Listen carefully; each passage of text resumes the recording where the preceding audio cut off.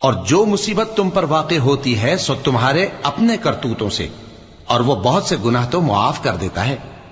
اور تم زمین میں اللہ کو عاجز نہیں کر سکتے، اور اللہ کے سوا نہ تمہارا کوئی دوست ہے اور نہ مددگار۔ اور اسی کی نشانیوں میں سے سمندر میں چلنے والے جہاز ہیں پہاڑوں جیسے۔ اگر اللہ چاہے تو ہوا کو ٹھہرا دے کہ جہاز اس کی سطح پر کھڑے رہ جائیں۔ ہر صبر اور شکر کرنے والے کے لیے ان باتوں میں قدرت کے نمونے ہیں۔ یا ان کے اعمال کے سبب ان کو تباہ کر دے اور بہت سوں کو معاف بھی کر دے۔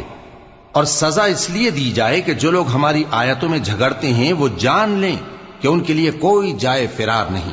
لوگوں، جو مال و متاع تم کو دیا گیا ہے وہ دنیا کی زندگی کا ناپائیدار فائدہ ہے، اور جو کچھ اللہ کے ہاں ہے وہ بہتر اور باقی رہنے والا ہے، یعنی ان لوگوں کے لیے جو ایمان لائے اور اپنے پروردگار پر بھروسہ رکھتے ہیں، اور جو بڑے بڑے گناہوں